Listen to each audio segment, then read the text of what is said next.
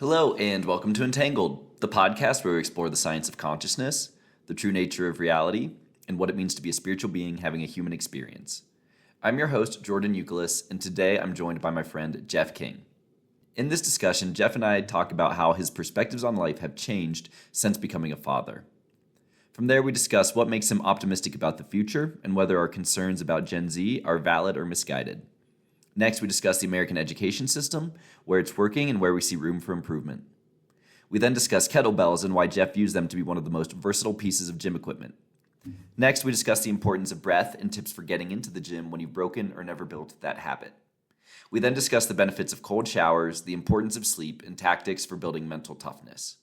We end the discussion on modern technology and how it's impacting kids and young adults today. Outros available for this and all episodes available at entangledpodcast.substack.com. Music from the show available on the Spotify playlist Entangled the Vibes. Please enjoy.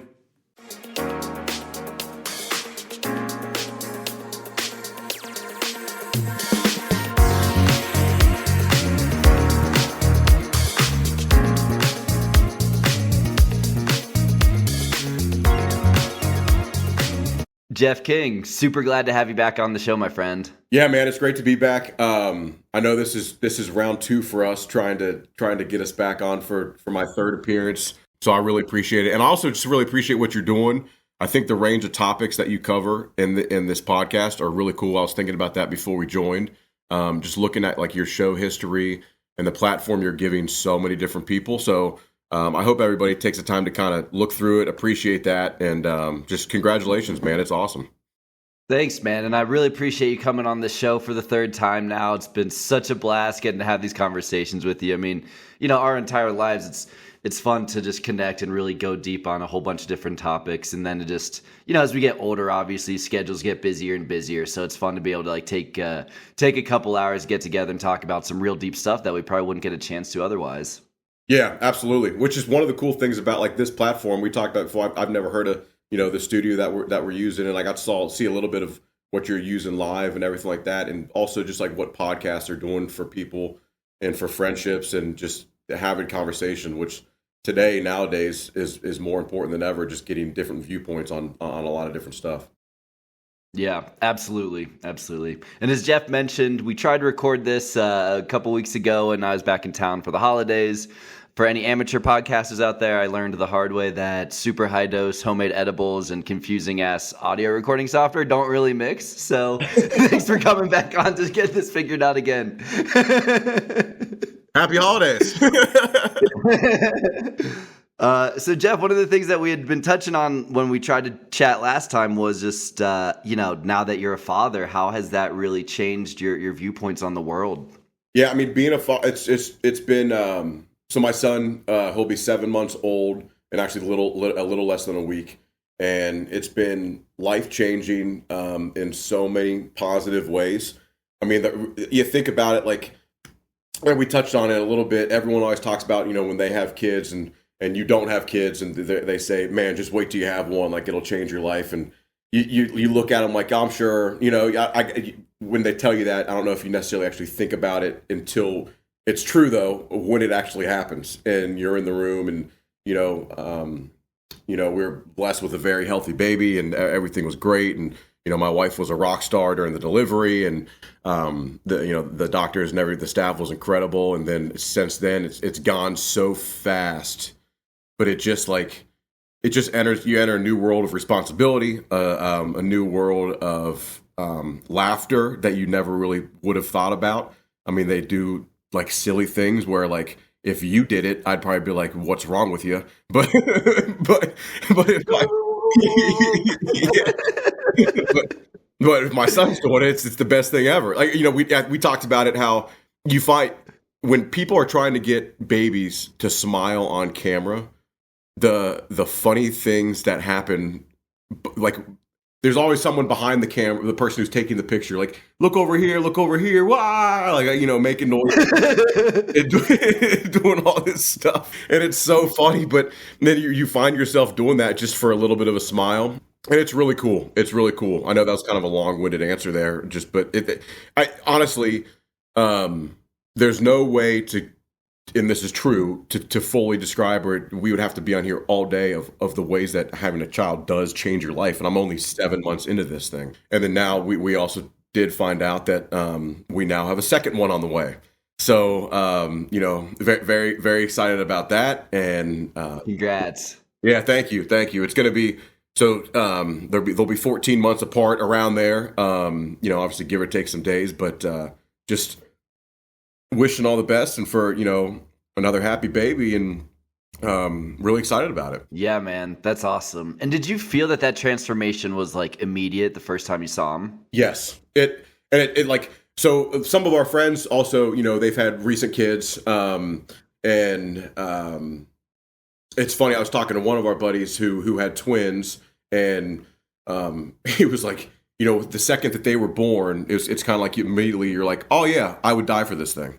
You know what I mean? Like you just meet this thing, and at that point, obviously it's a baby, but they can't talk to you, they can't tell you things.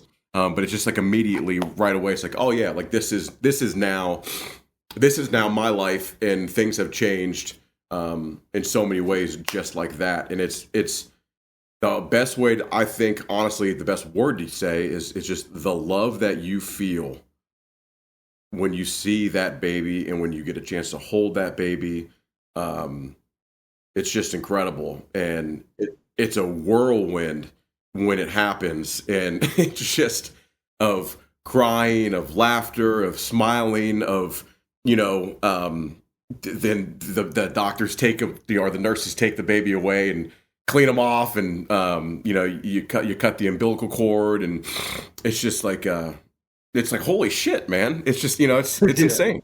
Yeah, super insane. Yeah, it's helps to put things in perspective, right? Without a doubt. I mean, it's like, okay, I'll be 35 here upcoming this year. I'm 34, and you think about like how your parents look at you now. It's crazy for me to think about looking at my son now when he'll be 34 years old, and then just because you look at him now and you put him in this little activity center to bounce around and and grab it. He like makes a noise. And you're like, oh my god! yeah, to living on their own, and it's just it is true. I'll tell you this: like, I cannot believe already it's almost 7 months in, and before you know it, we're going to be celebrating a year, and then 2 months, hopefully later, we have another one coming. It's just like it's incredible. It's scary. Don't get me wrong, it's scary, but in really good ways. And once you kind of get through that, you talk to people that have twins. Like, I have another buddy who had twins, and he's like, I remember when he first had them. I was like asking him how he was doing, and he just seemed so tired and just, and he's like, God, man, it would be so much easier with one, but now, his girls are running around, they're talking a little bit, and he's like, dude, it's awesome. Like, he's like, I can't imagine not having both of them. And humans just adapt. They just have that you find your schedule. I mean, people have been doing this shit for a long, long time, and with nowhere near the resources that we have, the help that we have. And if you think about it, at this point in time, there has been no better time in history to have a child. So, you just got to lean on people and find the right resources and find the schedule. And Yep. Totally agree. And now I want to ask you about that, having no better time to have a child, because I agree in terms of like, maybe technological advancement, sure, but I think that there is somewhat of an air of pessimism, at least in our country. I think that maybe hasn't always been there, at least in recent generations, right? Where I think, you look at the baby boomer generations, and those guys knew their kids were going to have the best opportunities and a better life than they had, right? And I don't think that knowingness is as certain for us in the millennial generation as it was for them. So I'm curious. I mean, what are your thoughts on that? Are you still optimistic about the future of the planet? I am optimistic, but I agree. It's kind of like a pessimist, like optimistic with a hint of pessimism. You know what I mean? Totally. Just because of all the shit that's going on, and I agree with you. When I say it's the best time right now to have a child, or the best time to to probably be in this country, and then in other countries when it comes to technology. It's probably not necessarily all around the world, but where we stand, I think it is. And there's a lot of scary stuff going on where, you could take this in a ton of different ways, where there's a lot of division, but then there's also a lot of fear of war. There are wars going on. Sometimes the technological aspect of it is actually the scariest aspect of it when you look at like AI and stuff like that.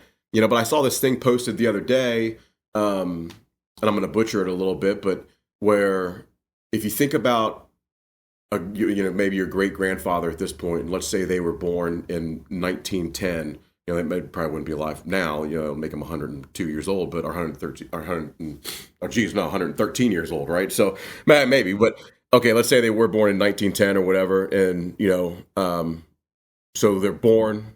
The First World War starts, then the Depression starts, the Second World War starts, the Korean War starts, the Vietnam War starts, the Cuban Missile Crisis happens, and they, humans adapt and work through it all, even though you look at a lot of things that are going on right now. If you go back to looking at the Depression, well, now we're worried about another recession, and who knows what could happen with that, and global economy. We're now worried about war. They saw World War II, which is millions upon millions of people were killed, and then you just keep going. Humans are very good at adapting. Mm-hmm. So that's why I'm kind of optimist. I'm sorry, about we need to adapt in a lot of ways. Hopefully, it happens sooner than later, but it also takes a lot of time. Yeah. Yeah. Yeah. I think that's a great point you bring up. And there's that line that you quote that I really love. I think you mentioned it on our first podcast, but about hard times make soft men, or hard men, or what you know what I'm talking about? Yeah. So tough times make hard men, hard men make easy times make soft men make hard times. Yep. Totally. And right now, and that's not they might use the word people or however they use it, but right now, unfortunately, I think that we're kind of in that part where easy times have created soft men, and soft men are creating hard times. I think that's if you look at it, that's kind of where the cycle where we're at, and in no way am I saying that I'm a hard guy, but I think that you have to look at it where if you do realize that that's kind of the cycle that we're in, or you think that we're in the cycle, that's the cycle we're in. I think we have responsibilities to help correct that, and then also hopefully instill in our children and the younger generations the correct pathways to do that. Now, I'm very, very early in those steps, right? So, I'm just trying to figure it out as a parent. Yeah. But I mean, I'm going to do my best. Totally. Yeah. And I'm curious to get your perspectives, working in the education system, because from my outside perspectives, it seems to me that, legislation like No Child Left Behind and then Common Core has really damaged our education system and really kind of, I don't know, made it cookie cutter for everybody and made it all tailored towards standardized testing so that people aren't really learning to think independently, to think outside the box and that kind of stuff. So, and maybe this is again just me getting older and being like, oh, the good old days we learned, you know what I mean? Like maybe that's just a human thing to always be pessimistic, but I'd be curious to get your thoughts on what's going on in education. I mean, I think a lot of times I'm kind of pessimistic about it somewhat also because I see just kind of what's going on, but then also the technological advances have enhanced education, but then also made it tougher. I mean, I was with a kid one day and he was having to sign something and he wrote his signature down. He printed out his name. And I was like, what? No, sign it. You know what I mean? They don't teach cursive anymore. Yeah. You know what I mean? And that's a really small thing. But then also, like, how many kids don't know how to address an envelope?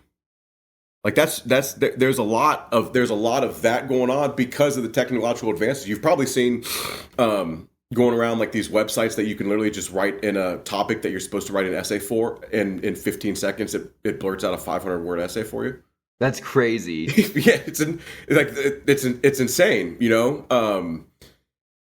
I look at it as the education system right now. I think there's a lot of positives, and there are a lot of incredible people, a lot of whom I work with, which, you know, I'm very, you know, lucky to work with a lot of amazing people in the system, and a lot of amazing students. But I worry that when a lot of these students get out, they won't have the same skills that many people of our generation had, or the generations before us. You know, as simple as phone calls. Now you never call anybody. It's all text messages, right? And like conversations. I remember back when I was dating, and like you started. I remember when online dating was like frowned upon, and then it became the only type of dating. Where like if you approach someone in a bar or at a restaurant and said, "Hey, I'd love to buy you a drink or take you to dinner," you sometimes probably get a look where it's like, "Wait, did we match on Tinder? Did we match on?" Yeah. You know what I mean? It's like, no, I see you right here. I'd like to talk to you right now, like in person. And nowadays, the kids just have all this stuff at their fingertip where they're able to talk about it. And don't get me wrong, I love the text message and all this that type of stuff. And sometimes when someone leaves me a voicemail, it's kind of like, why'd you leave me a voicemail?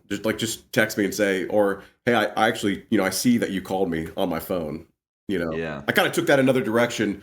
I also wanted to like think, you know, what I wish they did teach in schools was nowadays, it's okay that if you don't go to college.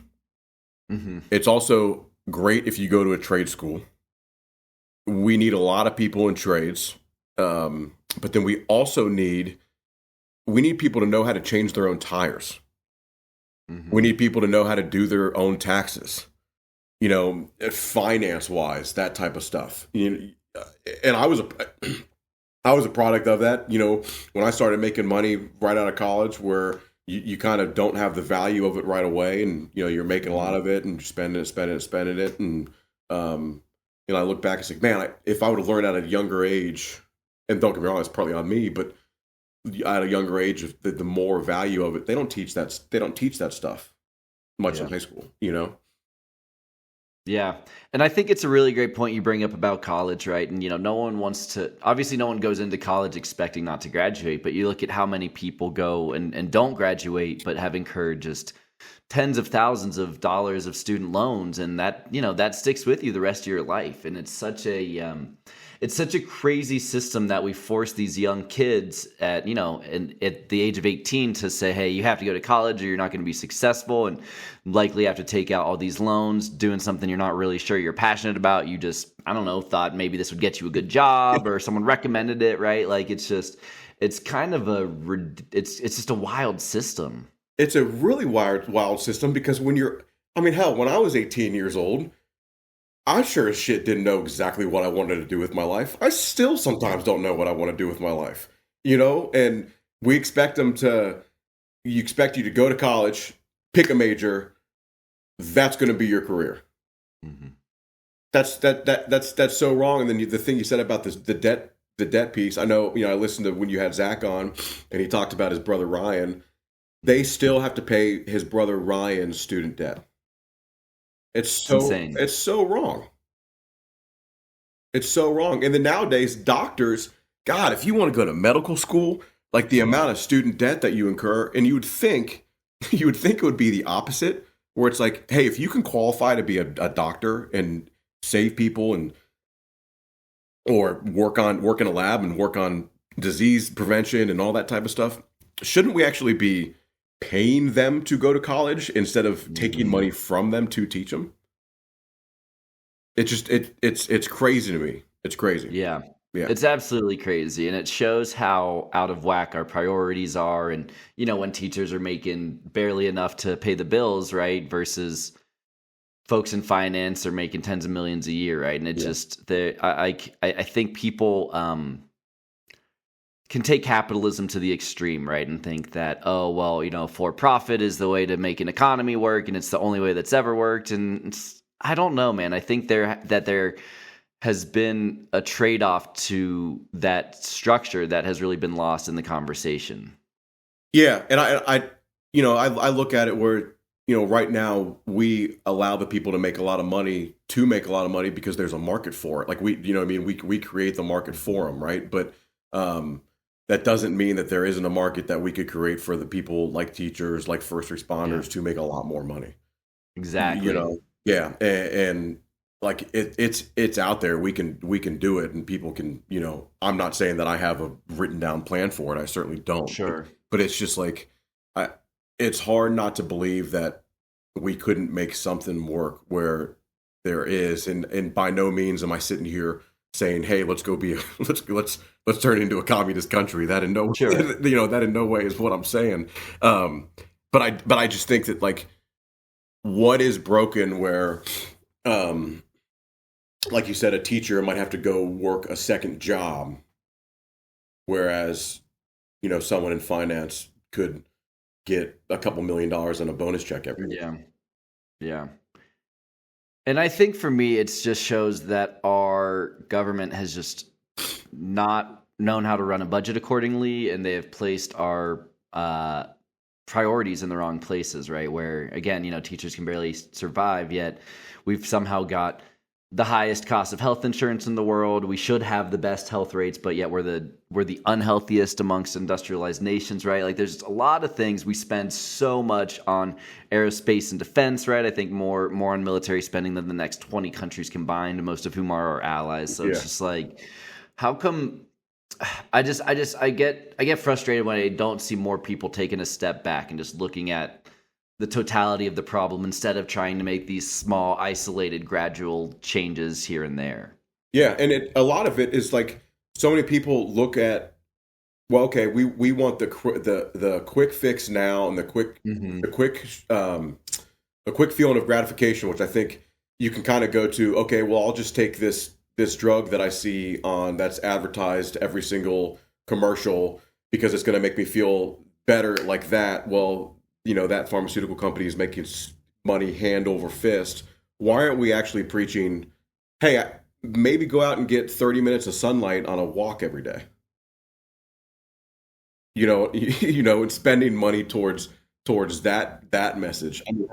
I mean, hell, fitness trainers don't make a lot of money. I'll tell you that right now. And if we maybe put more value on that, maybe they would. Maybe there'd be more people that would seek out, that to go just get healthier.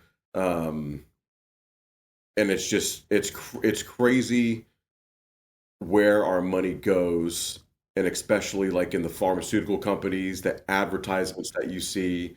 And then, when you look at the military spending, our military spending is crazy. Unfortunately, I think when you look at it, the United States is kind of the police of the world, where we're just thought of as, if something's going on wrong in a country, we got to send our aid there. I'm not saying I don't want to send aid to people in need, right? It's just like, it's tough when you look at the amount of spending that then we garner from, the American people, and then also to help out different countries. And it's just an astronomical number, to where we have so many issues here at home. Right. Well, and even think about Afghanistan, right? Like, there's never any honest assessment of what did we accomplish, right? Oh, yeah. Right. And now, well, we're not there anymore, and look who's in charge. And then now I think, the number, I believe, that we've spent for Ukraine now has actually even surpassed all the years that we spent in Afghanistan. It's crazy. And again, I'm not saying, hey, don't go help the Ukrainian people or, what have you. But it's just like, there's a lot of problems here in our own economy and at home and with hunger and all this type of stuff, that it's just where a lot of this money could go to, where it can make us a better country, and maybe then in the long run we'd be able to actually help out people. Exactly. And I think what's tough is that for people, the average taxpayer, right? When the numbers get so big that you kind of lose perspective of it, right? And, here's another 100 billion because the Pentagon says we need it. And here's another 100 billion. It's like, okay.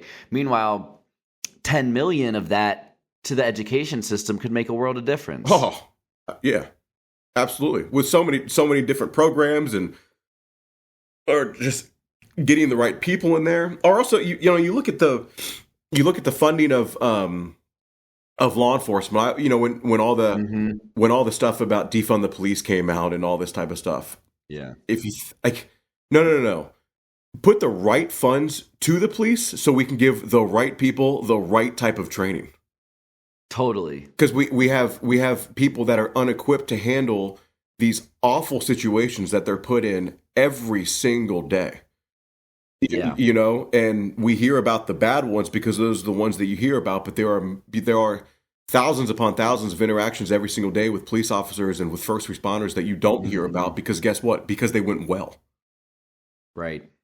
But then there's all these different, problems of them put into really, really tough situations where maybe if they had the right training, I look at it and this is, there's a lot more to this than what I would say. But, you look at how many veterans are out there that have done so many great things for our country and for other countries. And then they come home and they can't find work and all this type of stuff. Exactly. Well, they've been through hell and back and in horrible situations. And maybe there are programs like this in place. I don't know. But, what about like trying to find them, to source them, to help out with training and to where we can fund them to give them jobs and a feeling of purpose and all that type of stuff again? Because I know that's where a lot of them, I hear struggle where, they don't have a purpose anymore. And, when they get out because of all the horrors of war. Yeah. And I think, that's a perfect example you just bring up, right? Is that we just kind of leave our veterans high and dry when they come back and don't give them the tools to integrate. And now I do think that people are taking notice and mental health is front and center on a lot of folks' minds. Yeah. And there's a lot of really interesting work being done with psychedelics and the like that can really help with that. So it seems like it's getting in the right place, but it can be sad to me how powerful industries tend to get the time and money from our government and not individuals. Yeah, right. And I think when the right people and they're starting, like you said, you're starting to get the right awareness of using things that we used to thought of as the worst things on earth, like, of the psychedelics but what they've done with veterans and PTSD and first responders that have PTSD and like the microdosing therapies have done just incredible things.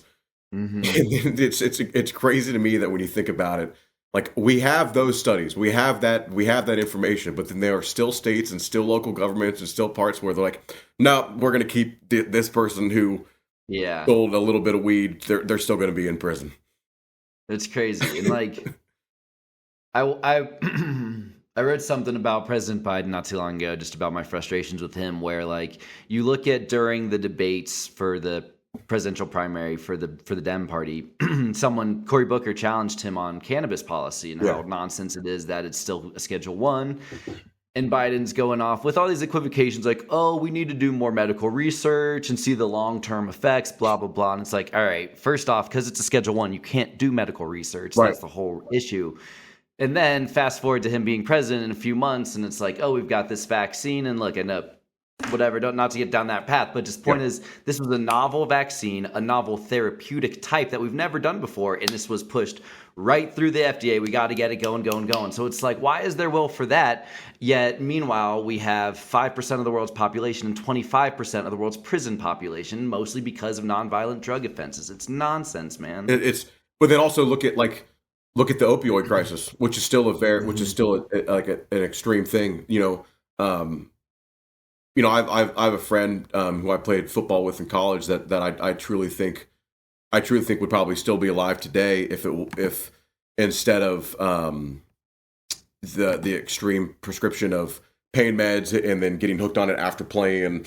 What if it would have actually just been some some THC used to help ease the pain and that type of stuff. And it's just crazy that I do, the true uses of what we're just not, we're not putting to use the true therapeutic value of this drug that grows, it grows in the ground. And it's crazy to me. Yeah. And it's not even just that, like one of the things, and I'd love to get your perspective on this too, but like one of the things that drove me crazy during the pandemic was that all the focus was on stay inside, mask up, wait for the vaccine. No one was talking about, hey, maybe get healthy, work out, don't drink a bunch of booze, eat some vitamin D. Like where is the common sense from our regulators? Well, like that's why I was, trying to get out a little bit earlier when, okay, but then you turn on the TV, and if I wanted to watch a show, I guarantee when a commercial came on, one of them was going to be from a pharmaceutical company about a drug, right? Where's the funding and the message and the money getting out to, like you said, go get outside. They lock down all these gyms and close these gyms and let people do that. Exercise. Eat a little bit better. It doesn't take a lot. I have a little home gym here at home. I don't even belong to a gym, and literally I did a 25-minute workout. And for me, like a lot of times, that's all it really takes is 20 minutes to 30 minutes to feel really, really good, and then have some vitamin D milk, some whole milk after that, or something like that, or make sure you're getting a lot of good whole foods. Which unfortunately, a lot of times the whole foods, it costs a lot more to go get that than it does to go get, a burger and fries, where you turn on the TV and it's a 4 for $4 deal where I can get a cheeseburger, a thing of fries, a large Coke, not a Diet Coke, a large Coke filled with sugar, and another sandwich for $4. Right. So I get that, I get the families that have to go do that because it's unfair that, they can't afford, the whole foods, but that's a whole thing where that needs to be reversed. And like, don't tell me that can't happen. I get and then there's this push for, getting away from animal-based foods and all this. And don't get me wrong, factory farming is disgusting. It's disgusting. I don't see an end to it in the near future, but there are people out there who are doing it the right way, raising animals the right way, butchering them the right way, and sourcing it out. Now that process now is more expensive because we make it more expensive because as many people don't know about it and they don't use it because they want to go use the processed food and the cheap, the cheap food that they can get. But have you ever looked at the ingredients of if you like pick up like that Impossible meat, like the fake meat. If you ever go to the next time you go to the store, look at the ingredients in there, and tell me if you can pronounce one of them. Because you're looking at all this processed stuff to make something taste like. Whereas if I just pick up a thing, it's just 100% beef, or chicken or turkey meat. I saw one thing where it was literally comparing it to cat food or dog food, and you couldn't tell the difference. And there's no message of how about let's go get healthier. You know what you don't see? You don't see a lot of old, fat people. And there's a reason for that. Mm-hmm. And I'm not fat shaming or doing anything like that, but there's a reason you don't see a lot of old, overweight people. Right. Yeah. Right. And I think I saw a stat recently that they expect in the next 10 or 15 years, I can't remember the exact numbers and dates, but regardless, so something like 80% of the American population at some point soon is going to be either diabetic or pre-diabetic or obese. I mean, it's wild. And 80%. And you know what the cost of insulin is for people to go get insulin? It's insane. It's insane. Insane. Yeah. But then meanwhile, to your point, right, you even bring this up and you run the risk of saying, well, you're fat shaming. This is just my body type. And it's like, I don't know. It feels like our society, not only have we developed a very unhealthy relationship with food and what we call food, which, is often more so what's the term that I love? It's like food type materials, right? Because it's just so processed, and to your point, they're all chemicals that you can't pronounce. You're like, what is this? Like, where did this grow? You know. Yeah. But anyway, meanwhile, like, we have this unhealthy relationship with food, but we've also created a society where, like, and again, like, I don't want to ever body shame someone, but it's also like, why isn't the message, hey, you can get healthy. You have the power yourself to take control of your life, to feel healthy, to look great, to not be in pain all the time. Yet that's not the message that we seem to deliver. Yeah, and it's like, if you're comfortable in your skin, that's fantastic. We want you to be in like be happy, but just for like the longevity game, there are ways where you can just get healthier and at the end of the day feel better. And like a big one was, you remember when Adele lost all the weight? And she got like, people were mad at her for it. Like, wait a minute. This is the same person who decided that they want to go get healthy. Yeah. Like, why does she have to stay where she was if she didn't feel good? You know, and now she probably feels better than ever. You know, and I think that there is a part of it, you know, I'm sure you've seen also the meme that goes around where, you know, it's an overweight person. It looks like on a stair stepper or something like that. And it's like, making fun of a fat person at the gym is like making fun of a homeless person at a job fair, you know, or something like that. It's like, no, they're there to try to get better. And there is unfortunately a culture at gyms and this type of stuff where, if an overweight person's there for the first time or something, you know, they might get made fun of because they don't know how to use a certain machine, or they don't look good using a certain machine.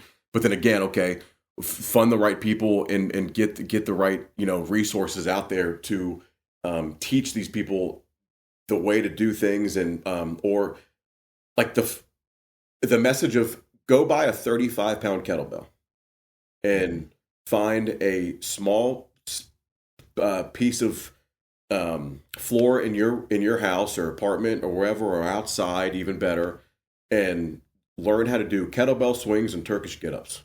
Totally. And you learn how to do like things like that, just nice and simple. I guarantee you're going to feel better in 1 month. And then go eat some whole foods instead of going and eating all the processed things. Or a big thing like that I'm working on actually is portion control, because I've always been someone that's loved to just kind of eat a lot. You know, when I sit down, I go out, you know, like I look at a menu and it's like I look at one single menu item, but then I'm like, yeah, but you know, I'd love to have a couple different appetizers and stuff. And thankfully, thankfully I've always been someone who works out a lot so I can burn some calories and stuff. But as you get older, your metabolism slows down, your testosterone level starts to lower, which is all, you know, part of burning fat and staying healthy and all that type of stuff. And now for me, especially, you know, I have a son, I have another one on the way, where I'm in the longevity game. And if I think like, if I think about this, I kind of wish I would have thought about it sooner, but now it's like portion control. Instead of eating 2 appetizers and the meal, just get the meal and you feel so much better, right? You just feel so much better instead of overeating. Yeah. I totally agree. And it's, you know, as you talk about just learning to do some simple movements with kettlebells and stuff like that, like for me, you know, I've seen it in my own life, right? Where, you know, I wasn't athletic growing up. You know, in college just didn't stay fit, right? And so just really felt like I was letting myself go as I was coming out of college and that kind of thing. So eventually I got into CrossFit, right? And like, it was a big, you know, challenge for me for sure, because it was so foreign to me. Like, I'd never known how to lift weights and stuff, but it's like, once you get in the gym and keep forcing yourself to go and build that habit, number one, the habit starts to stick so quickly. And number two, I just realized, frankly, I think that the whole idea of genetic determinism is fundamentally flawed, and yet it's been used as this way to indoctrinate people that you're beholden to your genes. You can't take you can't take your life back. You can't take your health back in your hands. So all you can do is just say, well, that's what I was born with, sucks, you know? Right. And it's like, no, that's victimhood. Like, you can do so much. You just have to believe in yourself. You have to believe in yourself. And then, like, you bring up a good thing. Like, the one thing for sure that the CrossFit community did very, very well was create a community of a place where people can go and you learn these different movements. And I remember when you started working out, and the first time I saw you, I was like, God sakes, Jordan, like dude, you're getting jacked, man. You know, and you feel so much better. I'm someone who comes from the world of I was a football player, and you got to lift as heavy as and all this type of stuff as possible. And yeah, that's great, and I have no problem with that, and I'm glad I did it all. But now, like I said, like the longevity game, and of just someone who has truly fallen in love with kettlebells and learn how to do kettlebell swings and Turkish get-ups. And those two movements will, I think, change your life. And there's a lot of different things that you can do with a kettlebell. I think if you look at it, there's arguments to be made that it's the most versatile piece of equipment that you can buy. And you can go buy a cast iron 35-pound kettlebell at Play It Again Sports or on Facebook Marketplace or whatever, and there's your home gym. And there's so many different things that you can do. And thankfully, this is one thing where technology has helped us is follow kettlebell accounts on Instagram, and you can get a new workout literally every single day. But just going back to the fundamental things, don't overcomplicate it. And too many people overcomplicate fitness, and think that they have to do all these different things. Like hell, like if you started a challenge where one day you were just going to do kettlebell swings, one day you were just going to do Turkish get-ups, and you just flip-flopped those for a month straight, and then you took 2 days off or a day off, it would change your life. It would change your life. And 2 movements, a half hour a day. For me, like my fitness journey now has turned into that, but then also running, because I suck at running. I suck at long distance running, and I love that I suck at it, but I'm really, really trying to get better at it. One of my goals for this year is to run a half marathon, and up to this point in time in my life, the longest I've ever ran is a 10K, 6.2 miles. I did one on Thanksgiving, not like a sponsored run. I just found a track in my neighborhood and just ran that. And holy shit, was it hard, but holy shit, did it feel good. And I wish that more people would go out and seek that feeling of just go out, even if you're starting at such a low point in whatever your fitness journey is. If it's walking a half an hour and maybe incorporate some hills and in the sunlight, I'm telling you, okay, if that's where you're starting, do that every other day or 4 days a week for a month, and tell me after that month you don't feel like a new person. Mm-hmm.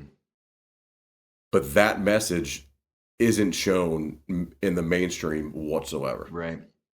Because there's no money in it. Exactly. Exactly. And that's a shame. Yeah. It's a shame.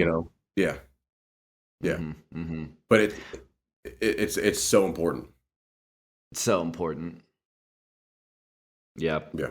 So running, I mean, how have you, and I like that you bring up almost that, like, you chose running because you didn't like it, right? Because it's like, all right, here's something that I know I need to work on, and I can get better, and I will get better, and it's fun to overcome those challenges. Yeah, it's big for me. I think we talked about this the first time I was on, and so I don't mean to repeat myself if you listen to that episode, but I was literally sitting on a couch one day with my wife, and I said, you know what, let's go for a run. And we ended up running a 5K that day. My wife's done two marathons, a couple halves, and that type of stuff. And she's always ran, and it's so challenging. A big thing for me is, I had a pretty severe knee injury in college, and after my big knee surgery, they told me like running's probably out of the picture for me in my future, and even like things like playing basketball and stuff. And I respect the hell out of the doctor that did my surgery and all that type of stuff. And in no way is this an indictment toward what he said to me, but I kind of just thought, okay, well, no, and I know this is way longer down in life now. I mean, that was back in my early 20s. Now I'm 34, but for some reason, I just always think about that of, you shouldn't run. Well, I think if I adapt, the human body's pretty incredible, and you lose some weight, you eat better, which when you start to eat better, your body feels better. So my knee feels, I can tell the difference from a weekend of if I kind of go off the rails a little bit and change my diet versus a weekend. And the reason I chose a weekend is because it's just literally 2 days, or a weekend where I stay pretty damn clean on my diet. That Monday, my body feels completely different. And I want people to realize that. And when you go back to running and the challenge that has brought me, man, I think I said this phrase on the first one of find your hill. Like every time I get to a hill, it's like, well, fuck this thing. I'm going to get to the top of it. Big or small, whatever it is, find your hill. And it's made me feel so much better. And running now, there's such thing as a runner's high. There really, really is. Yeah, where you find that groove and you're just kind of one with, the nature that you're running through. But then also like afterwards, like I've never gone for a run, or I've never worked out really, and then thought afterwards, God, I wish I didn't do that. Yeah, totally. You know what I mean? Like it's always like, oh shit, like I feel really good and I'm ready to tackle whatever the next task is in my day. Yeah. Even if I totally agree. Even if that's being lazy for the rest of the day, you feel better, about it. Mm-hmm. Yeah. Mm-hmm. Have you found any good ways to motivate folks who maybe just want to start working out, just don't know how to make that first move, or kind of get over the initial fear or social criticism, whatever it may be? Yeah, I think a really good way is to find a really good partner to help you with it. Find someone, either who's done it, or who does it and is in really good shape and wants to take you kind of on that journey with them, or find someone that is also starting out just like you. Having that community, going back to running with me, my wife is a big motivator for me when it comes to running, because she's done the marathon, she's ran the marathons. And I remember when I ran my 10K, like I got about halfway through, she was at home kind of, I guess probably, keeping track of probably where she thought I was in the running. And about 3 miles in, I looked down at my watch because I got a text message from her saying like, you can do this, like keep it up and that type of stuff. That sense of community, whether it's one person, 2 people, 3 people, whatever, that can help you is really great. But then I also think that motivation, you got to find it. You got to find it from the outside, but you got to really find it within. And just remember that message of after you get it done, you're not going to regret it. And once you keep doing it and it turns into a habit, you'll start to change as a person for the better. And just be a lot healthier, and just feel better. And it's just the initial start of getting started, and that's where you can think of find your hill, which for some people is literally just getting out of bed. Getting out of bed, go to do it, or get in your car, go to the gym. And once you get to the gym, even if it's just walk on a treadmill for a half hour, hey, it's a start. And you're going to feel better. Yep. Yeah.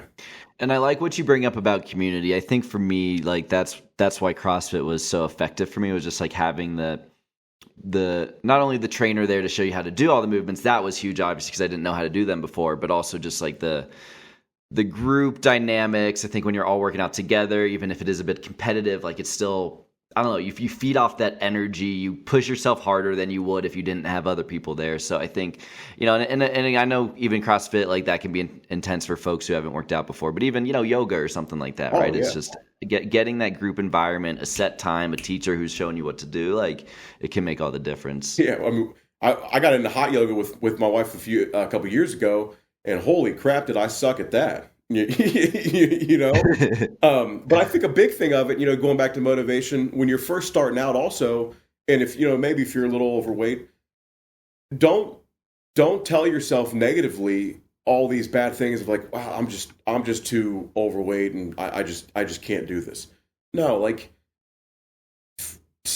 positive self-talk is a really big thing of, no, I am going to do this, or I'm going to modify it to a point of where I can do it. When I used to be in training, as a strength coach or a personal trainer, and I try to get people to teach people how to do pull-ups.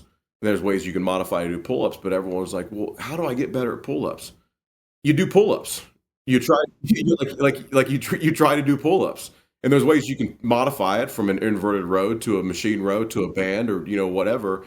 But you do them. You don't tell yourself, no, I can't do a pull-up. If you just keep telling yourself I can't do a pull-up, you're probably never going to do a pull-up. But holy shit, when I had clients that couldn't do pull-ups, and then all of a sudden they were starting to do one pull-up, guess what came next?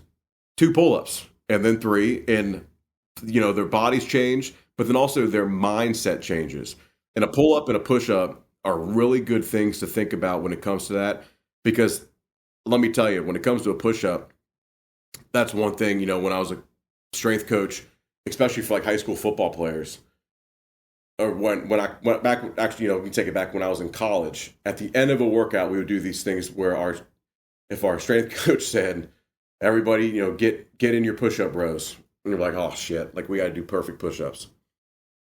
15 perfect push-ups all it was. 15. Okay. If you're a Division I football player all the way down to a high school football player, I think you can make the argument that you should be able to do 15 push-ups. Okay. Or even 10 push-ups, whatever it is. But if one person didn't have their head in the right position, they looked down, they went down when they weren't supposed to, their butt came up, they started to arch their back. Well, you start over. And you end up doing way more than push-ups than just 15 push-ups. Whereas if you just get in your mindset, I can do 15 push-ups, it's just 15 push-ups. And for people that are just starting out to do push-ups, don't be afraid. I hate the phrase girl push-ups. Call them modified push-ups then, because that's what they are, is they're modified push-ups. Sit on your knees and do push-ups.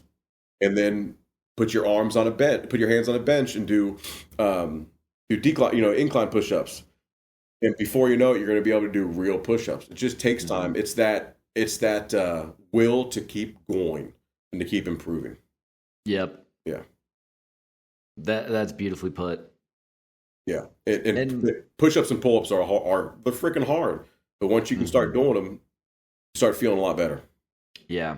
And like kettlebells, I mean, they're so versatile. I mean, push-ups, I guess you need a bar, but even still, like or not push-ups, pull-ups, but regardless, you can do them pretty much anywhere, and they're just such a good workout. Oh, hell, start doing Turkish get-ups. And like I started doing Turkish get-ups with a 20-pound kettlebell.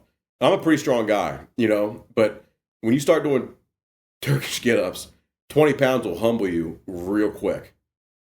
And being able to start moving around with a kettlebell that's heavier and do things. I saw this one thing where it's don't let the kettlebell control you. Always remember that you need to control the kettlebell, because there are a lot of different movements, like especially swings, that you can let the kettlebell control you. You got to just learn to control the kettlebell. And once you do that, especially with get-ups and swings, you'll see yourself change physically and mentally and positively. Yep, totally. Now, one of the things that I've started to recognize is that I think a lot of the high intensity circuit training I was doing, I was really limiting myself by my breath work, and that I was using my mouth way too much, breathing too heavily, and all that. So I'm curious to get your thoughts. Like, what's your views on breath overall, and what's the most effective way during a workout to emphasize your breathing? Well, I mean, a lot of it is based on what fitness level you're at, right? What's called your VO2 max, which is essentially how much oxygen you can take in per breath. And the people who are in better shape can take in more oxygen per breath, right? And they can, so that way they can take less breaths when they're working out. But you hear the old inhale on the way down, exhale on the way up, or if you're looking at a squat or a bench press, inhale and then exhale when you're pushing it up. But there's also a thing called the Valsalva maneuver, where you actually engage and hold your breath in if you're lifting really heavy, just to stabilize your core, like it's used on squats. So it depends on what exercise you're doing. But breath work, a lot of it can be improved and get better not during exercise. Maybe during meditation. It's crazy. Sit down and just do 20 really big inhales, nice and slowly. and tell me you don't feel better after doing those 20. Like, you'll feel different, and get your body used to really taking in a lot of good oxygen. And then that'll start translating towards exercise where you can intake a ton of oxygen and you just are able to do more output than during work, during your exercise, during a run, what have you. Don't try to push it to where you're to the point. I shouldn't say, there are points in a workout where I think it can be valuable to where, like your heart rate is so high and you're working your ass off and you can barely breathe. I don't want to say barely breathe, but you're just pushing through it and it's a really, really short burst, right? But you want to be able to try and find, like, what's my target heart rate of, I can't really have a conversation, but I'm not going to pass out. Breath work, a good way to practice breath work, hop in the shower when it's really cold, take a really cold shower for 1 minute to 3 minutes and do those really deep breaths. Like, I used to hop in a really cold shower and do 20 to 25 really deep breaths. One, you start to forget about how cold the water is. So that oxygen and you're working with your breath starts to heat up your body, but then it just kind of like clears you out a little bit. What do you think is the benefit of the cold water? One benefit I think is mentally, it's tough. When you turn on that cold water and you stick your hand on it and you're like, oh shit, I'm not stepping in that. But then getting in and doing it and realizing it's not going to hurt you. Like you're not going to, like, you just got to kind of withstand it. But then, there's studies out there of what it does to your muscles, what it does to your breathing, of forcing your heart to work a little bit differently. But then there's also studies of making sure that you do it at the right time. Like, there's studies out there right now of saying if you do it right after a workout, it actually can impair hypertrophy, which is muscle growth. So, like, if you have a really big workout, you might not want to hop into a cold shower right away. You might want to wait 2 hours, or you might want to take a cold shower before you work out. That makes sense. Yeah. Because we do know that, cold water can make things smaller. Yeah, no kidding. It can, but then you think about it, like, so cold water, okay, it makes your, muscles shrink because of how cold it is, and your body gets real tense and all that, right? Where if I'm after I work out, you want your blood to be flowing to those muscles. And cold water can kind of hinder it. There's positives of warm showers also. There's just like there's positives of getting into a sauna and getting those great heat shock proteins and eliminating toxins from the body and sweating like crazy. Sweat's a really great thing. It doesn't always mean that when you sweat, like if you sweat a ton, that you had a good workout or didn't have a good workout. A lot of people gauge things on that, but that's not necessarily how you want to gauge. But I think there's benefits to both cold showers, warm showers.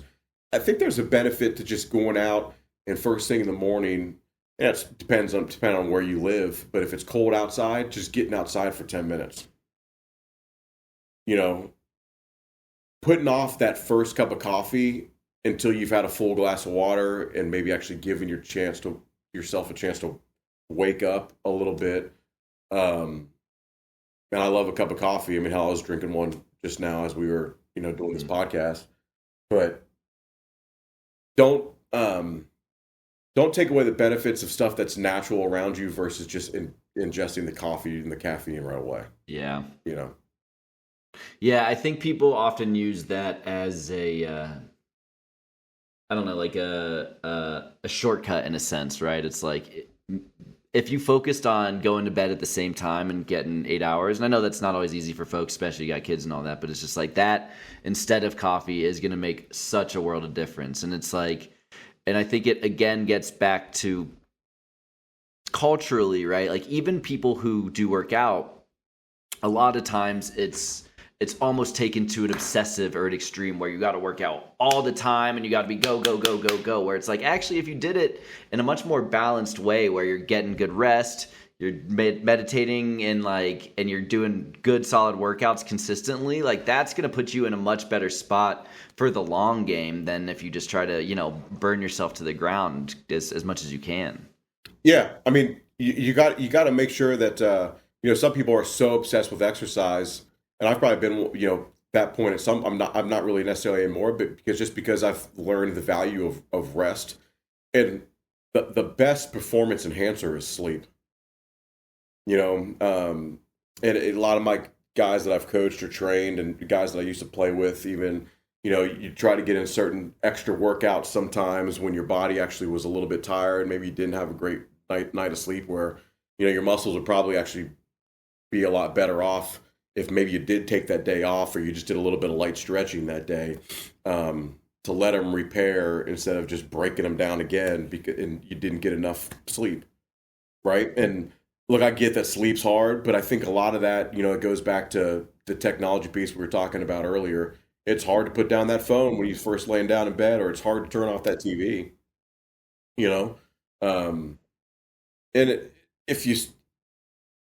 and I'm certainly not the best at that. That's for damn sure. I mean, I remember last night I was laying in bed, I couldn't fall asleep, and sure enough, I'm sitting there looking at stupid shit on my phone, But then, there's a lot of times too when I sit there and I think about, wait a minute, I need to just put this down, and I'm starting to get better at it, where you put it down, that you turn the TV off. I used to fall asleep with the TV on all the time. Now I have a hard time falling asleep with it on because I want to just be quiet. And even if I'm not quite falling asleep, it's almost a form of meditation where I'm sitting there laying down, my eyes are closed, and you just kind of think about, maybe what you're going to do the next day. A big thing for me that helps me get motivated, because I like to work out on my own mostly, is when I start to fall asleep. This is going to sound like such a meathead thing, but I fall asleep a lot of times thinking about the workout plan that I'm going to do the next day. Like today, the workout that I did this morning, I planned out last night to help me fall asleep. Yeah, that's really cool. Yeah. And it's interesting what you're saying about you feel like you're in a meditative state as you're going to sleep, because what's one of the things that the Vedic philosophy is taught too is that you're almost like when you're transitioning from that waking to the sleeping state, whenever you're at one of those juncture points, and same as you're coming out of it when you're waking up, is that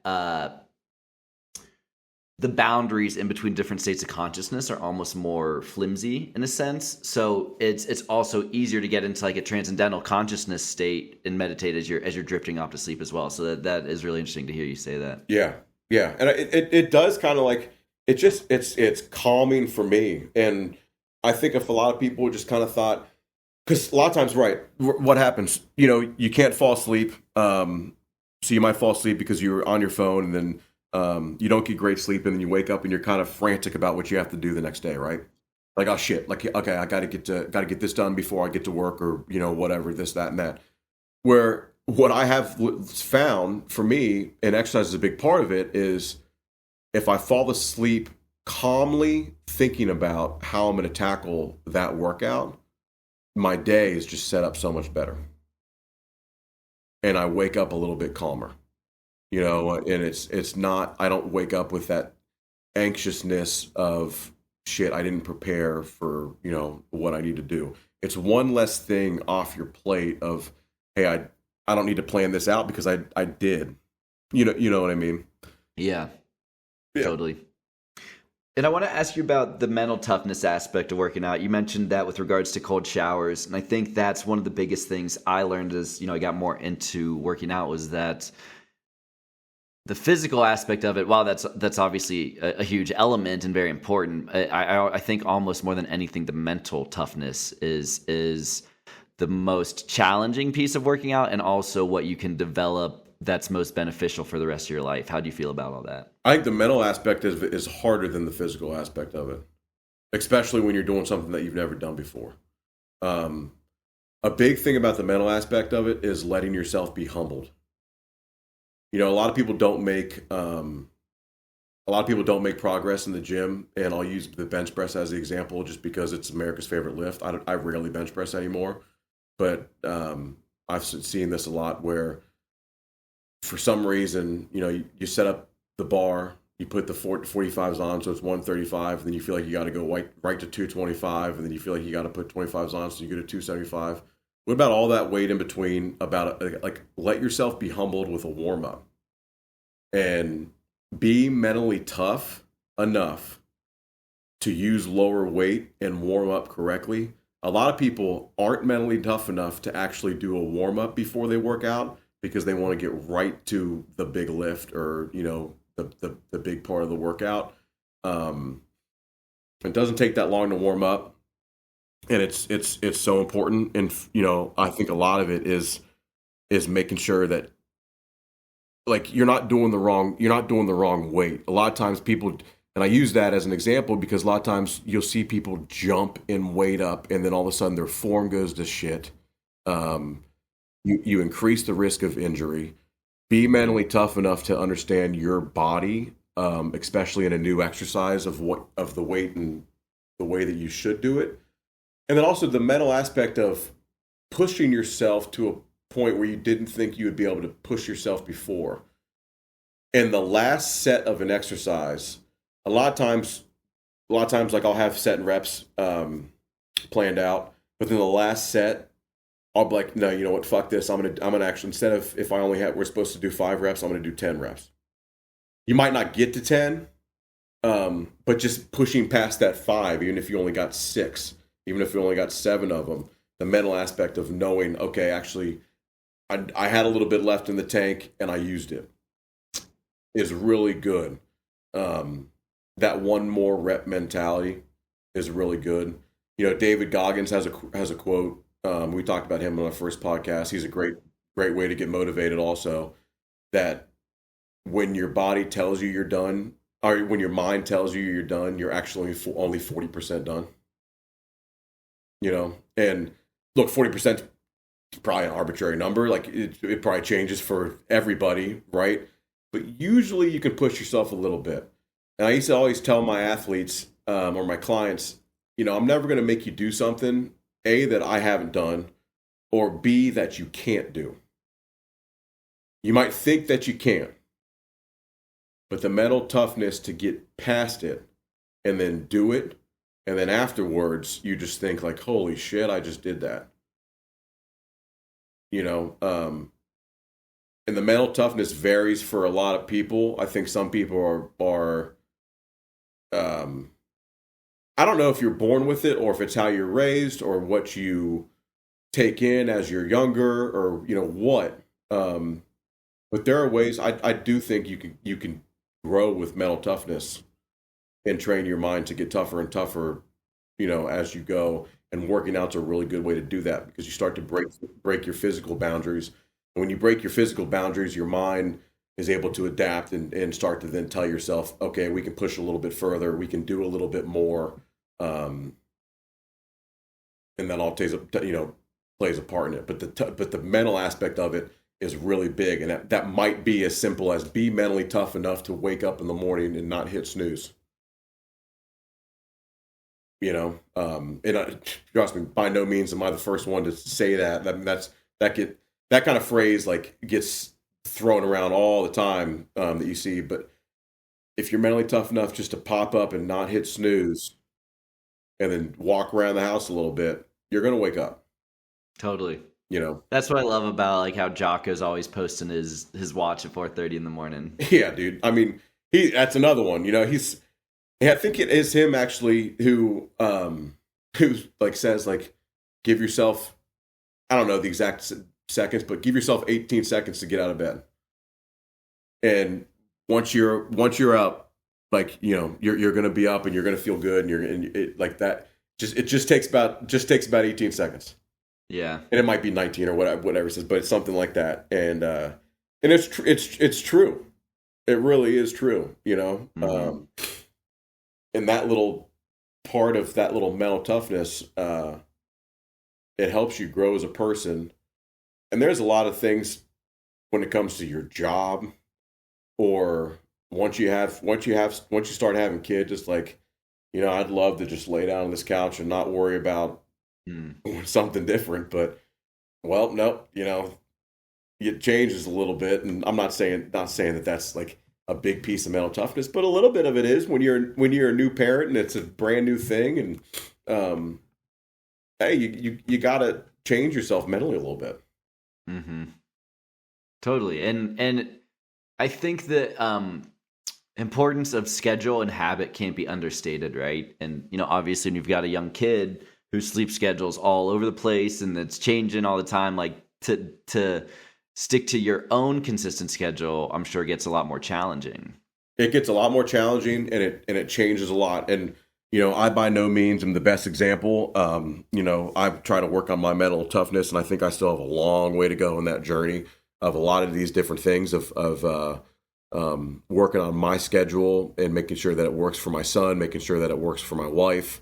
And I don't know if anyone or who does ever perfects it, but working at it until you do kind of like in the 7 months that we've had him, we got a nice little routine now where we kind of know, okay, it's getting to the point where, he might get a little fussy right now. You get through it, go to bed, and then you have, your time. And once you realize you're going to get that, because at the beginning, I remember when we first brought him home, and there's no schedule when you first bring him home. Like it can get pretty hectic. It's hard to see when it's not going to be like that.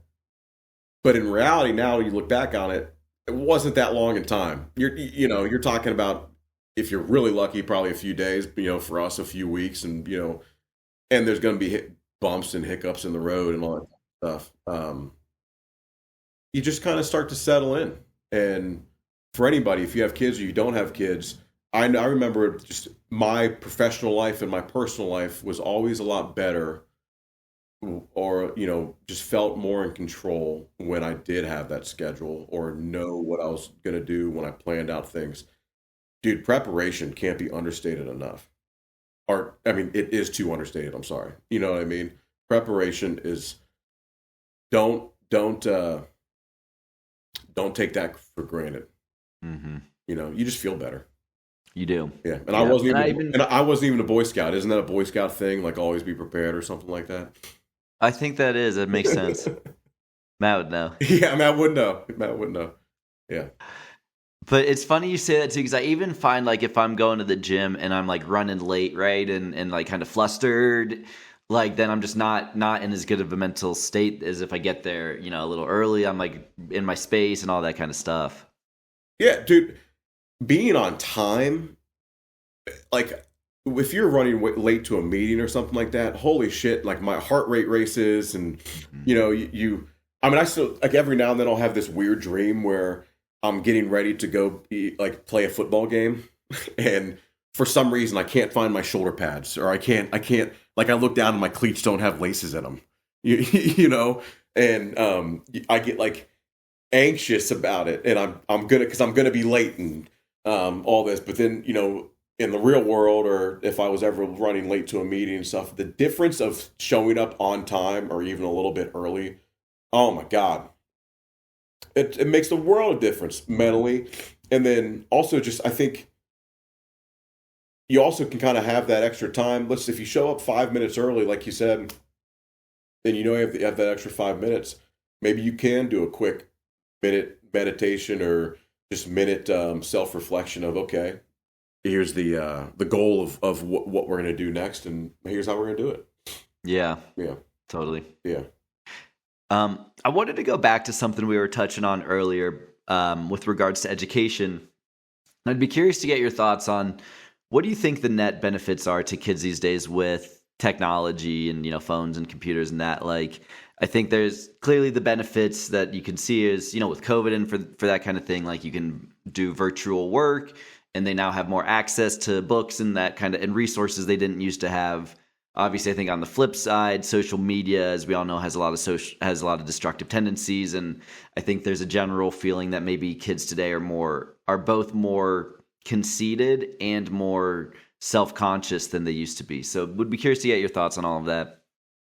One thing that I see that sucks is now, because of all the phones and the technology, the Instagrams, Twitters, all the different pages that someone can have.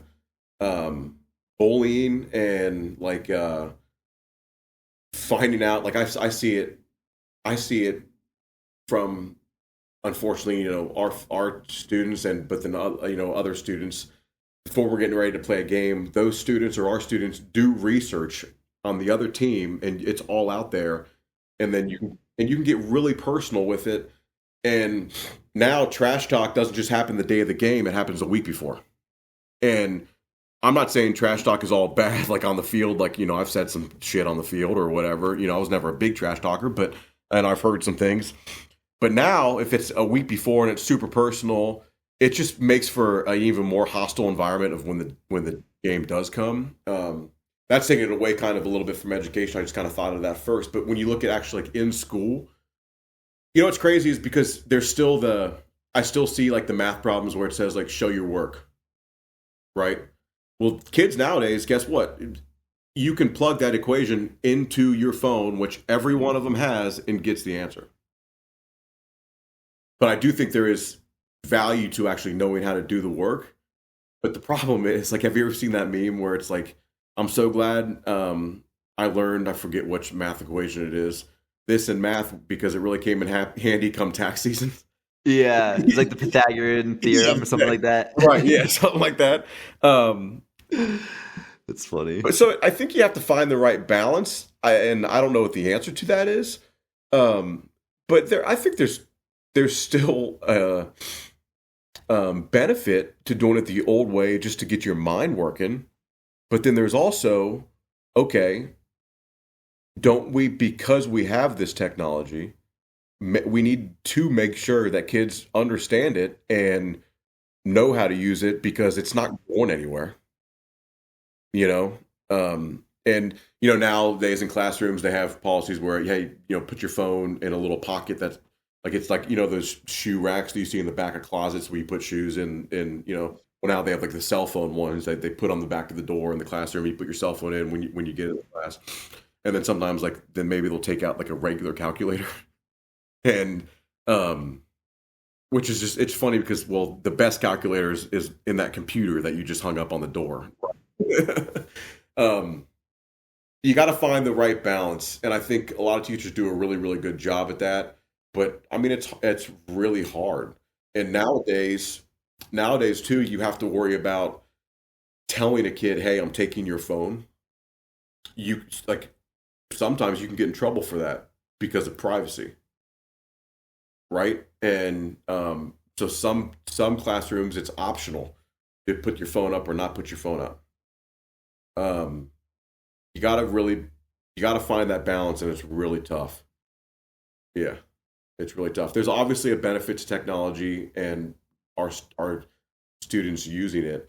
But now we're starting to see, because of technology, because of the wealth of information, because of things like YouTube and all this type of stuff of learning different classes and everything.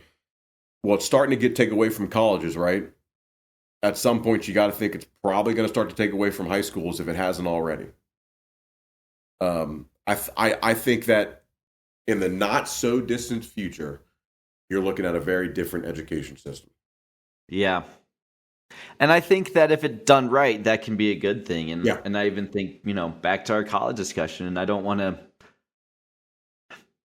disparage my college experience by any means, because I learned a lot. I had a great experience, all those things. But as I just think about, getting into the workforce and then having the ability with Amazon to order any book that I want, right? I've found that reading books that interest you can and are written by people super successful in their field is much more beneficial, frankly, than reading these super dense textbooks around super specific topic areas that aren't necessarily going to be applicable to whatever you're doing in the workforce. Right. And I think that it's good to you do at a young age, you get exposed to all these different things that probably won't be applicable to what you do in the workforce to find out exactly what you want to do. But then it goes back into why then at 18 years old are we telling a kid you got to pick a major? Yeah. Yeah, take out $40,000 of student loans for year one. Shit, if you're lucky. Nowadays, I mean, there are schools out there now, they're $75,000 a year. Even more than that, 100-something thousand dollars a year.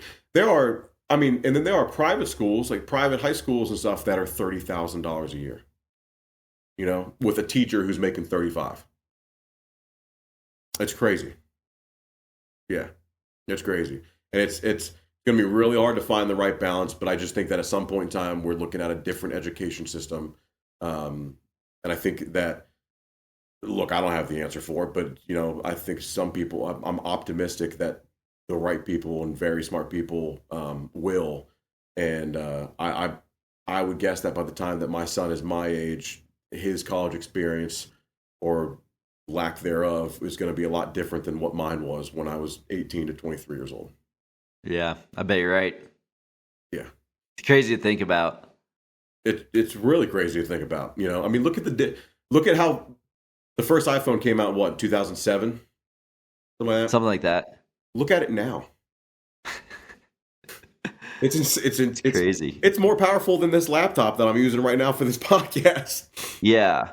I think I've heard a crazy stat that like more people in Africa have cell phones than have access to running water and something nuts like that. That's insane. Yeah. I'm probably butchering it, but you get the idea, right? Yeah. I get the idea. Like that's really, really crazy. Yeah. Yeah. But it's not going anywhere, and it's only going to continue. It is. And I think that the net benefits are going to outweigh the good in the long run, but I think there is certainly, like any new technology, right? There is friction in the kind of interim phases, and you see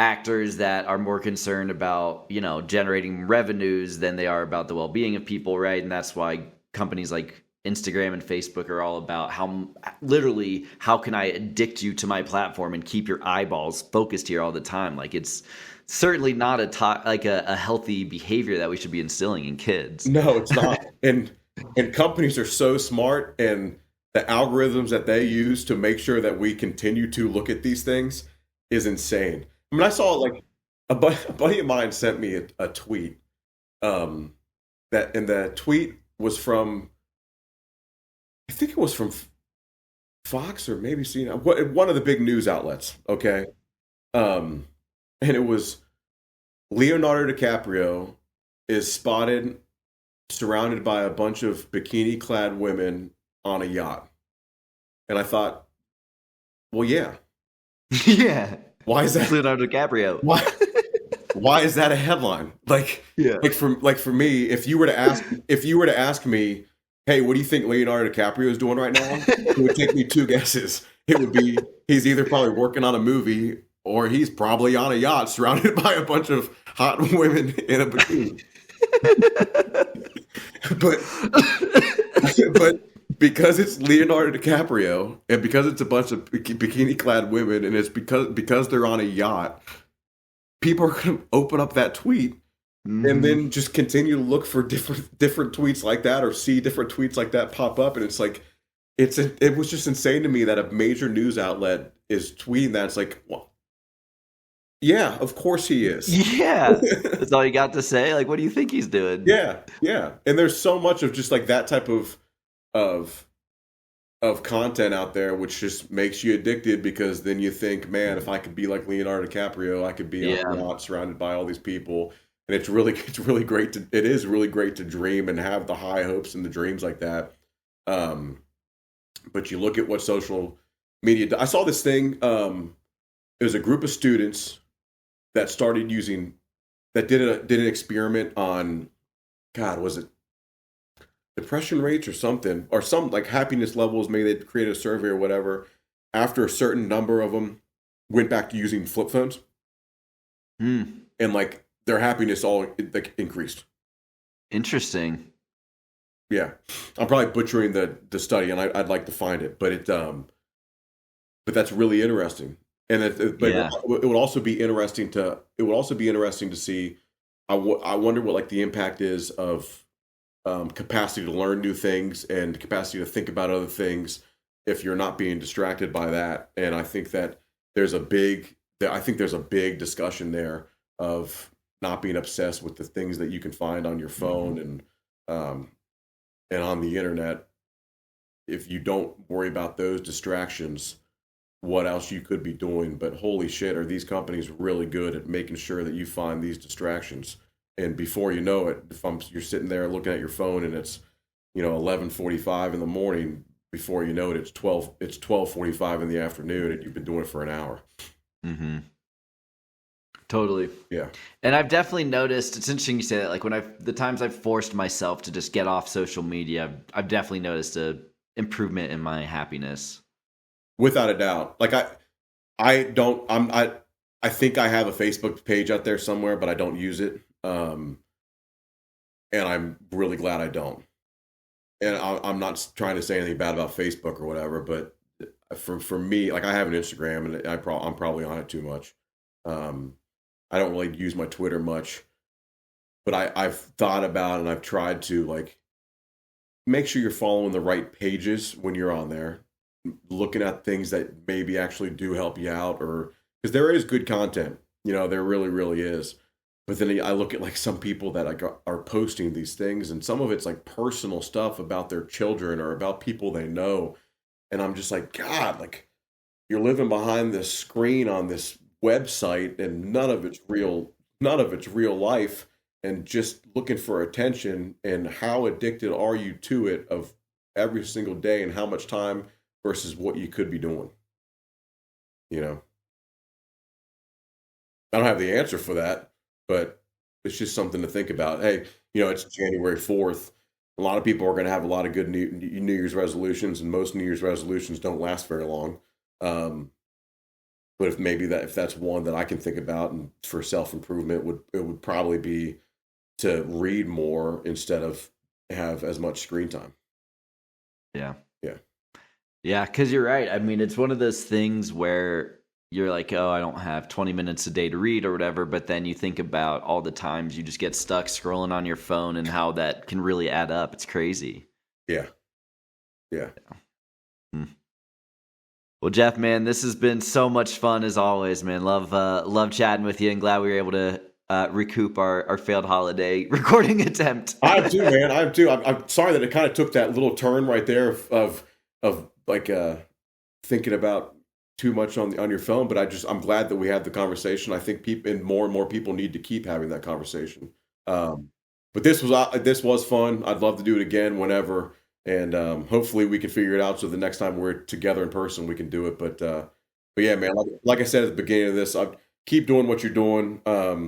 Super proud of you for doing all this, and I just congratulations, because I think your platform and what you're doing, I think it's going to grow, and I really hope that people take the time to listen to what you're putting out. Thanks, man. I really appreciate it. And, it's feeling like it's gotten great traction so far. And I've really had so much fun getting to have you on the show now 3 times, and really appreciate you sharing your insights. Everyone who's listened to your prior interviews has told me that just, your inspiration to people, to helping them figure out, what they can truly be, right? And going out and finding that hill. I know it's meant a lot to people, and I really appreciate you coming on and sharing your insights, man. I appreciate that, and I do also hope that people understand that me saying this stuff, it's still like I'm working on it also. I'm by no means am I someone that's got it figured out. I'll tell you that, but we're all trying, and we can all learn from each other. Absolutely, awesome, brother. Well, I love you. Have a great one. Give Nelson and Kayla my love. For sure. Thanks, man.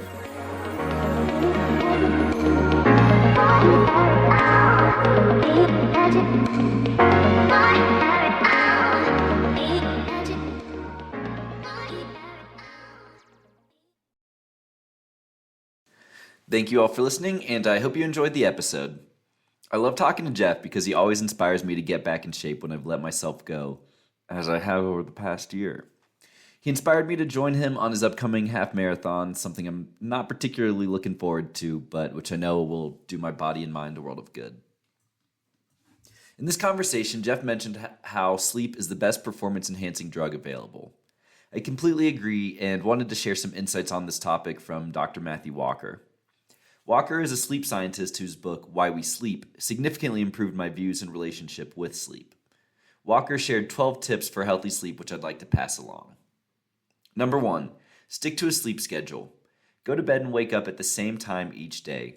As creatures of habit, people have a hard time adjusting to changes in sleep patterns. Sleeping later on weekends won't fully make up for lack of sleep during the week and will make it harder to wake up early on Monday morning. Set an alarm for bedtime. Often we set an alarm for when it's time to wake up, but fail to do so when it's time to go to sleep. If there is only one piece of advice from remember and take from these 12 steps, this should be it. Number 2, exercise is great, but not too late in the day. Try to exercise at least 30 minutes on most days, but not later than 2 to 3 hours before your bedtime. Number 3, avoid caffeine and nicotine. Coffee, colas, certain teas, and chocolate contain the stimulant caffeine, and its effects can take as long as 8 hours to wear off fully. Therefore, a cup of coffee in the late afternoon can make it hard for you to fall asleep at night. Nicotine is also a stimulant, often causing smokers to sleep only very lightly. In addition, smokers often wake up too early in the morning because of nicotine withdrawal. Number 4, avoid alcoholic drinks before bed. Having a nightcap or alcoholic beverage before you sleep may help you relax, but heavy use robs you of REM sleep, keeping you in the lighter stages of sleep. Heavy alcohol ingestion also may contribute to impairment in breathing at night. You often tend to wake up in the middle of the night when the effects of alcohol have worn off. Number 5, avoid large meals and beverages late at night. A light snack is okay, but a large meal can cause indigestion, which interferes with sleep. Drinking too many fluids at night can cause frequent awakenings to urinate. Number 6, if possible, avoid medications that delay or disrupt your sleep. Some commonly prescribed heart, blood pressure, or asthma medications, as well as some over-the-counter and herbal remedies for coughs, colds, or allergies, can disrupt sleep patterns.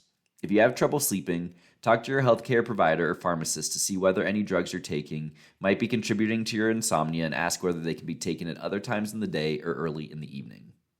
Number 7, don't take naps after 3 p.m. Naps can help make up for lost sleep, but late afternoon naps can make it harder to fall asleep at night. Number 8, relax before bed. Don't overschedule your day so that no time is left for unwinding. A relaxing activity such as reading or listening to music should be part of your bedtime ritual. Number 9, take a hot bath before bed. The drop in body temperature after getting out of the bath may help you feel sleepy, and the bath can help you relax and slow down so you're more ready to sleep. Number 10, dark bedroom, cold bedroom, gadget-free bedroom. Get rid of anything in your bedroom that might distract you from sleep, such as noises, bright lights, an uncomfortable bed, or warm temperatures. You sleep better if the temperature in your room is kept on the cool side. A TV, cell phone, or computer in the bedroom can be a distraction and deprive you of needed sleep. Having a comfortable mattress and pillow can help promote a good night's sleep. Individuals who have insomnia often watch the clock. Turn the clocks face out of view so you don't have to worry about the time while trying to fall asleep. Number 11, have the right sun exposure. Daylight is key to regulating daily sleep patterns. Try to get outside in natural sunlight for at least 30 minutes each day. If possible, wake up with the sun or use very bright lights in the morning. Sleep experts recommend that if you have problems falling asleep, you should get an hour of exposure to morning sunlight and turn down the lights before bedtime. Number 12, don't lie in bed awake. If you find yourself still awake after staying in bed for more than 20 minutes, or if you are starting to feel anxious or worried, get up and do some relaxing activity until you feel sleepy. The anxiety of not being able to sleep can make it harder to fall asleep. Sweet dreams, my friends.